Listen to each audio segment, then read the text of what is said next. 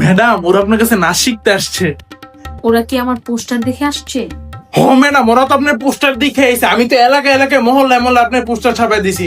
মনে করেন যে এমন করে একটা ছবি দিছি পোস্টারের ভিতরে, আর টাইটেলের ভিতরে লেখা আছিল সান্ত্বনা ভাঙাচোরা ডান্স একাডেমি। যাই হোক, তোমরা সবাই কি নাচ শিখবা? Classical, modern, hip hop, Bharatanatyam, Manipuri, Kathakali, সাধারণ নৃত্য, লোকনৃত্য, সালসা, বেলে, পাহাড়ি নৃত্য, কোন নাচ শিখতে চাও তোমরা সবাই? আল্লাহ গো, এবারে কত ধরনের নাচের নাম জানে, এবারে তো ভালো নাচ শিখাই পামগো। আমি তো আরো অনেক নাচের নাম জানি, সেগুলো না হয় নাই বললাম। তোমরা কে কোন নাচ শিখবা সেটা বলো। আপু আমি না ক্লাসিক্যাল ডান্স শিখবো, ওই যে এরকম এরকম করে যে ওইটা। আপু আমি হিপ হপ শিখতে চাই, ইয়ো ইয়ো। ওই মহিলা শুনেন, আমি ব্রেক ডান্স শিখবো। তুমি কি নাচ আমি শিখবা? মডার্ন ডান্স শিখবো, যুগের সাথে তাল মিলিয়ে চলতে হবে না?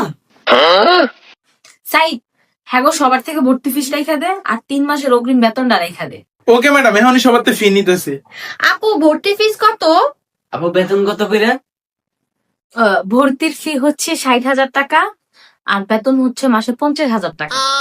আল্লাহ গো, এত টাকা তোমার কিডনি বেশ লো আইবো না। আইন ভাই জায়গা হয় বেটা, তুই গেলা যা, আমার ব্রেক ডান্স শিখতে হবে। বেটা এটা লন তো ভাই।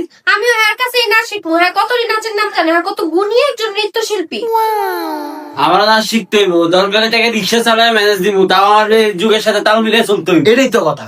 আচ্ছা তাহলে আমিও হিকমুনি দেই, আমার এই গিটিংটা কেউ কিনে নাকি?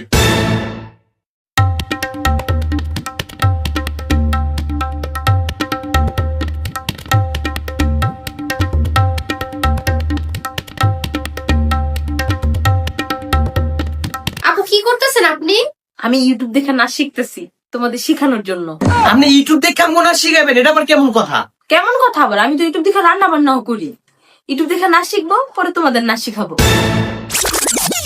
এত নাচ শিখার লেগে আমি আমার কিডনি বেঁচে চাইছিলাম, দূর। আমি তো রিক্সা চালানোর লেগে রাজি হয়ে গেছিলাম গা। আমি ভাবছিলাম জীবনে কত বড় কিছু হবো, এই মহিলাদের ইউটিউব থেকে নাচ শিখে আম করে। আয় হ্যাঁ, আমার টাকা ভাই, আমার টাকাটা দেন। নেওয়া টাকা আর দেওয়া হয় না।